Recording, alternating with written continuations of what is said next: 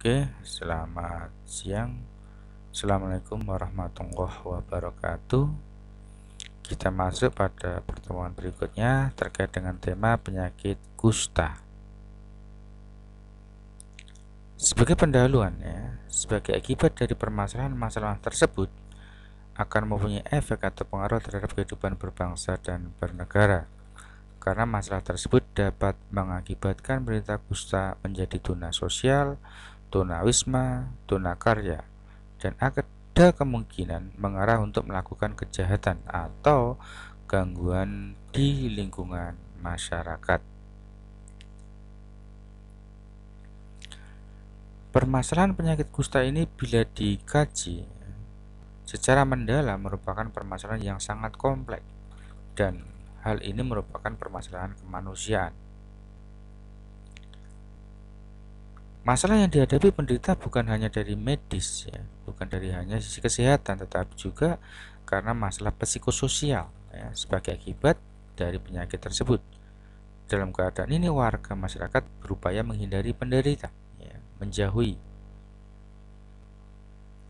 Kemudian program pemberantasan penyakit menular bertujuan diantaranya yang pertama mencegah terjadinya penyakit. Nah, ini yang utama mencegah. Yang kedua, menurunkan angka kesakitan atau morbiditas dan kematian atau mortalitas. Kalau seandainya tujuan yang pertama untuk mencegah tidak bisa dihindari, maka bisa di sini angka morbiditas dan mortalitas itu dikurangi. Jangan sampai banyak jatuh korban. Serta yang ketiga, mencegah terjadinya akibat buruk yang lebih lanjut sehingga memungkinkan tidak lagi menjadi masalah kesehatan masyarakat. Jadi bagaimana lebih lanjut bisa diupayakan untuk tidak terjadi lagi gitu. Penyakit kusta adalah salah satu penyakit menular yang masih merupakan masalah nasional kesehatan masyarakat, di mana beberapa daerah di Indonesia prevalen adalah kasus baru dan kasus lama masih tinggi dan permasalahan yang ditimbulkan sangat kompleks. Masalah yang dimaksud bukan saja dari segi medis, tetapi meluas sampai masalah sosial, ekonomi, budaya, keamanan, dan ketahanan sosial. Nah, disinilah letak kekomplekan masalah-masalah itu. Pada umumnya penyakit kusta terdapat di negara yang sedang berkembang, karena biasanya di negara berkembang ekonominya lemah, kebanyakan orang masih miskin, Hal ini sebagai akibat keterbatasan kemampuan negara tersebut di dalam memberikan pelayanan yang memadai, baik itu bidang kesehatan, pendidikan, apalagi di bidang kesejahteraan sosial, karena kemampuan negara. Dampak sosial terhadap penyakit kusta ini sedemikian besar sehingga menimbulkan keresahan yang sangat mendalam, di mana tidak hanya penderita sendiri tetapi juga keluarga mereka, masyarakat sekitar mereka, bahkan juga negara. Hal ini yang mendasari konsep perilaku penerimaan penderita terhadap penyakitnya, di mana untuk kondisi ini penderita masih banyak menganggap bahwa penyakit kusta merupakan penyakit menular tidak dapat diobati, kemudian penyakit keturunan, kutukan Tuhan, najis, dan menyebabkan kecacatan.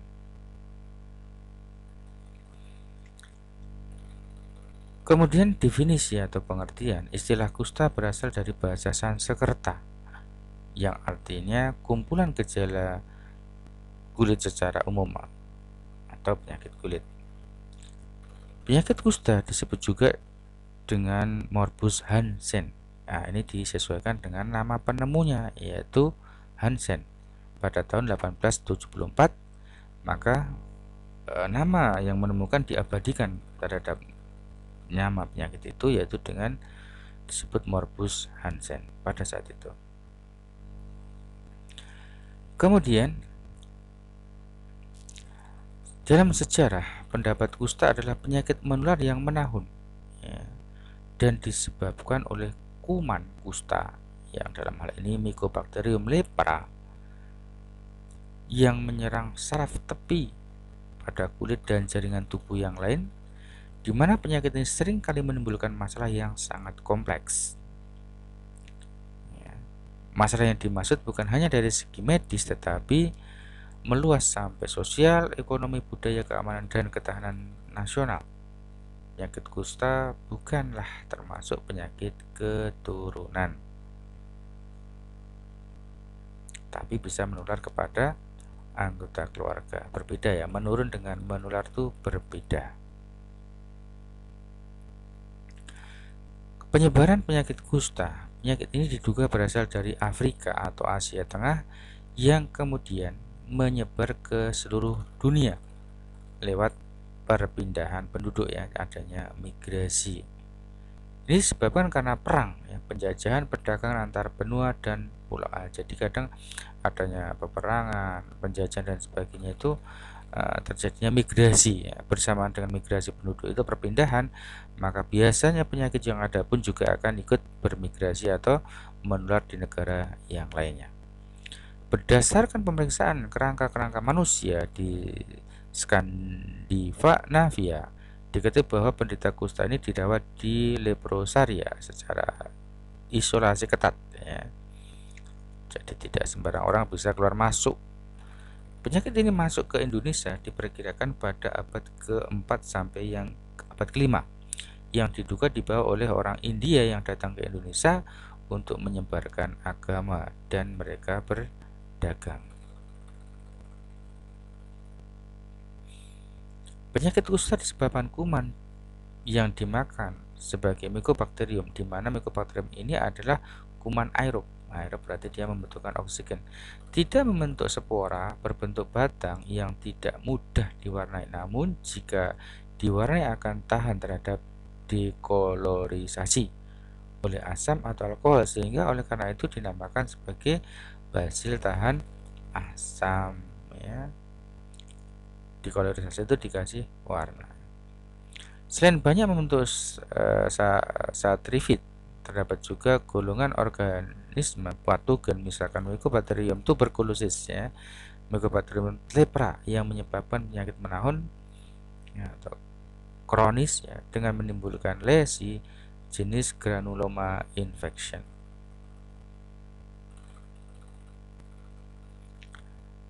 Kemudian masih pada penyebab kusta, Mycobacterium lepra ditemukan oleh Hansen tadi, ya, pada tahun 1873 ini. Pada literatur yang lainnya, lepra hidup pada intraseluler dan mempunyai afinitas yang besar pada sel saraf dan sel dari sistem retikula, walau pembelahannya sangat lama, yaitu 2-3 minggu. Di luar tubuh manusia, kuman kusta hanya bertahan 9 hari, di mana pertumbuhan optimal in vivo, ya, kuman kusta pada tikus pada suhu 27-30 derajat Celcius. Kemudian distribusi penyakit kusta menurut faktor manusia, etnik atau suku. Dalam suatu negara atau wilayah yang sama, kondisi lingkungannya didapatkan bahwa faktor etnik mempengaruhi distribusi, ya, terkait dengan tipe kusta. Di Myanmar, kejadian kusta lepromatosa lebih sering terjadi pada etnik Burma dibandingkan dengan etnik India. Situasi di Malaysia juga mengindikasikan hal yang sama. Kejadian kusta lepromatosa lebih banyak pada etnik Cina dibandingkan etnik Melayu ataupun India. Kemudian kalau dilihat dari distribusi penyakit kusta menurut faktor manusia, yaitu dari faktor sosial ekonomi, berperan penting dalam kejadian kusta ini ada terbukti pada negara-negara di Eropa. Dengan adanya peningkatan sosial ekonomi, maka kejadian kusta sangat cepat menurun, bahkan bisa dikatakan hilang. Kasus kusta yang masuk dari negara lain ternyata tidak menularkan kepada orang yang sosial ekonominya tinggi, ya, mungkin dia sistem imunnya lebih baik, ya. Dengan ekonomi yang baik, maka akses untuk pelayanan pun juga baik. Kemudian terkait dengan usia atau umur. Kebanyakan penelitian melaporkan distribusi atau penyebaran penyakit kusta menurut umur berdasarkan prevalen, hanya sedikit yang berdasarkan insiden. Karena pada saat timbulnya penyakit sangat sulit diketahui. Dengan kata lain, kejadian penyakit sering terkait pada umur saat ditemukan daripada saat timbulnya penyakit. Pada penyakit kronik seperti kusta, angka prevalensi penyakit berdasarkan kelompok umur tidak menggambarkan risiko kelompok umur tertentu untuk terkena penyakit.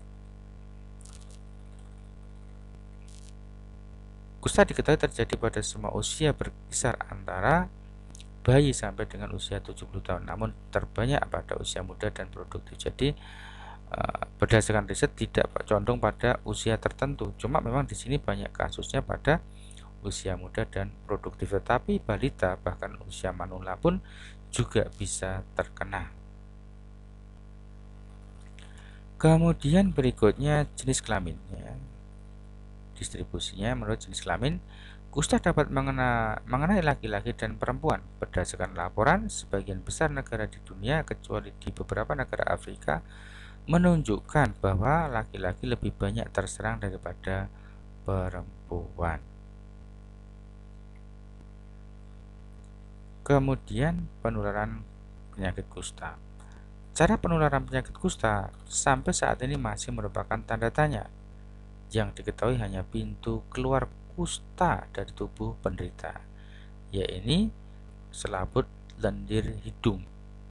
Tetapi ada yang mengatakan bahwa penularan kusta diantaranya melalui sekret hidung. Jadi masuknya belum begitu dipahami, tetapi keluarnya. Basil yang berasal dari sekret hidung penderita yang sudah mengering di luar masih dapat hidup 2-7 kali 24 jam. Jadi cukup panjang. Kontak kulit dengan kulit misalkan, itu juga diindikasikan terjadinya penularan. Syarat-syaratnya adalah harus di bawah umur 15 tahun. Keduanya harus ada lesi baik mikroskopis maupun makroskopis, dan adanya kontak yang lama dan berulang-ulang. Jadi kalau hanya sekali 2 kali mungkin nggak terkena ya. Kemudian penularan penyakit kusta masih bahwasanya kuman kusta mempunyai masa inkubasi rata-rata 2-5 tahun, akan tetapi dapat juga bertahan bertahun-tahun. Penularan terjadi apabila Mycobacterium lepra yang utuh atau hidup keluar dari tubuh pasien dan masuk ke dalam tubuh orang lain. Ya, ini yang berbahaya. Secara teoritis penularan dapat terjadi dengan cara kontak yang lama dengan pasien, maksudnya pasien kusta. Menurut teori, cara masuknya kuman ke dalam tubuh adalah melalui saluran pernafasan bagian atas dan melalui kontak kulit. Jadi teori terakhir yang paling banyak mengatakan ya baru melalui pernafasan atas, dan demikian juga kontak antar kulit ya, misalkan dengan bersentuhan ya.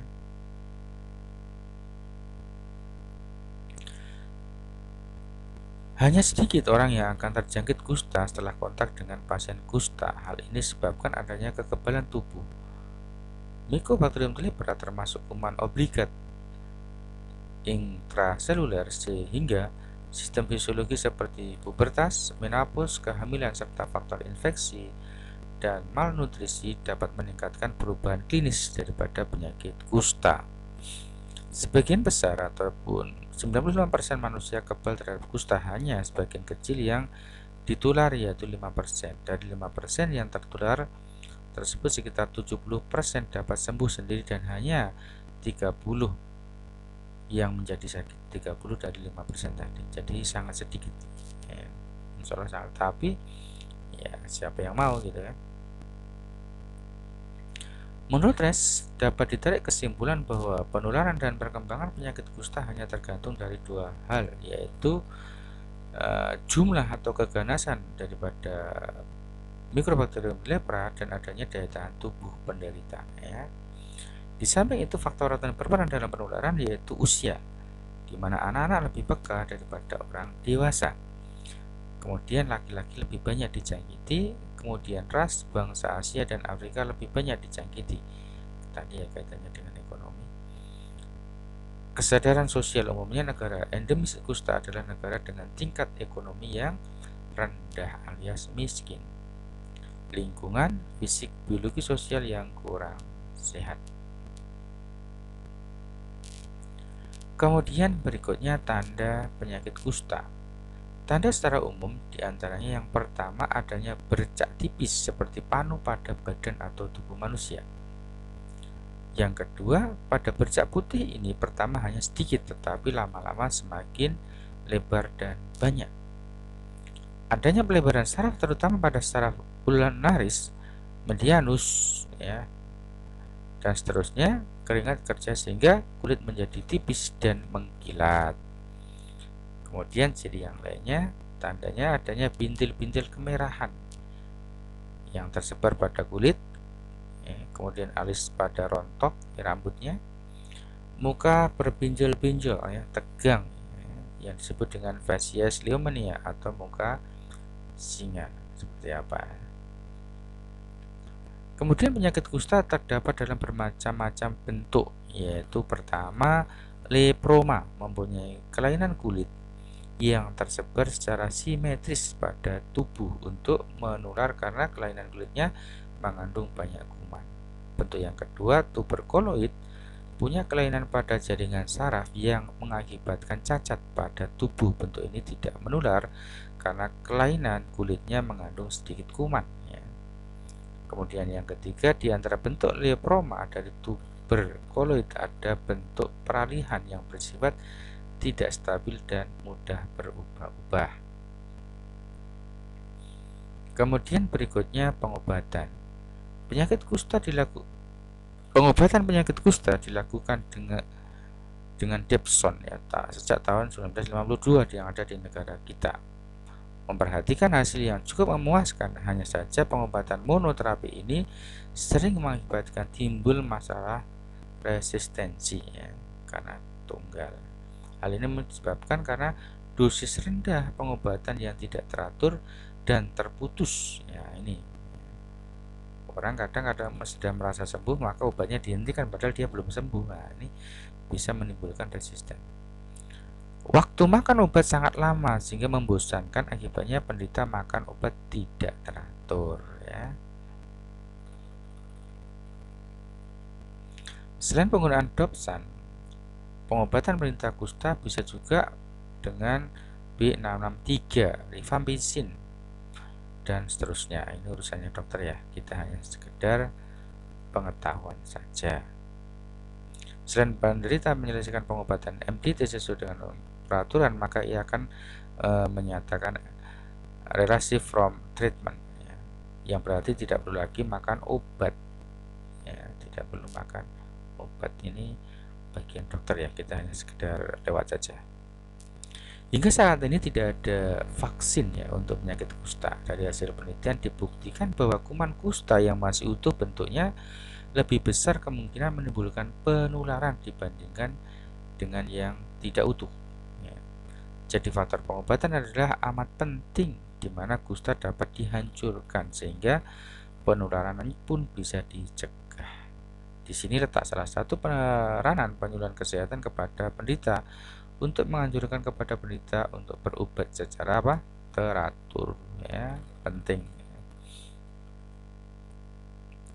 Kemudian pengobatan kepada penderita kusta adalah merupakan salah satu cara pemutusan mata rantai untuk memutus mata rantai penyebarannya dengan menyembuhkan pasien. Kuman kusta di luar tubuh manusia dapat bertahan 24-48 jam yang ada yang berpendapat sampai 7 hari tadi ya. Ini tergantung dari suhu dan cuaca di luar tubuh manusia. Jadi bagaimana kondisi iklim atau cuaca di sekitar kita. Makin panas cuaca makin cepat kuman kusta itu mati atau rusak. Jadi dalam hal ini pentingnya sinar matahari masuk ke dalam rumah dan hindari terjadi tempat yang lembab. Jadi memang banyak bakteri atau kuman itu diantaranya membunuhnya dengan sinar matahari atau ultraviolet termasuk TBC ya. Jadi usahakan kalau kita penyuluhan itu pentingnya satu, ventilasi rumah yang lancar, yang kedua sinar matahari itu pada saat pagi hari itu bisa masuk ke dalam rumah secara langsung ya, secara langsung, bukan cahaya sore tapi cahaya pagi jam 7, 8, 9, 10 ya, itu insya Allah bagus, artinya kuman itu akan mati. Kalau tidak memungkinkan bisa menggunakan genting kaca ya, genting kaca, maka cahaya matahari bisa masuk secara langsung dan akan kontak dengan mikroorganisme dan dia akan mati ataupun rusak. Di samping pengobatan bisa juga dilakukan dengan vaksin BCG ya, dilakukan dengan vaksin BCG. Di sana bisa efikasinya sampai 50% ya, kalau pemberian 2 kali bisa sampai 80% ya. Seperti COVID itu juga direkomendasikan 2 kali vaksin ya, 2 kali vaksin untuk mendapatkan efikasi yang maksimal. Ini contoh situasi kasus penyakit kusta di negara kita masih sangat tinggi ya, dilihat dari waktu ke waktu masih cukup tinggi. Kemudian materi penyembuhan penyakit kusta diantaranya ada obat yang dapat menyembuhkan penyakit kusta. Jadi kita yakinkan bagi penderita bahwasanya mereka yang sakit insya Allah masih bisa disembuhkan karena ada obatnya gitu kan. Sekurang-kurangnya 80% dari semua orang tidak mungkin terkena kusta atau sudah mendapatkan kekebalan. Kemudian 6 dari 7 kasus kusta tidaklah menular pada orang, jadi tidak setiap kusta itu mesti menular semua. Tadi ada penjelasannya ya. Dari kasus hanya 5%, 5% pun nanti masih lebih kecil lagi yang betul-betul dia bisa terkena. Kasus menular tidak akan menular setelah diobati kira-kira 6 bulan secara teratur ya. Jadi pengobatannya sekian lama itu 6 bulan itu harus teratur, tiap hari minum atau makan obat ya.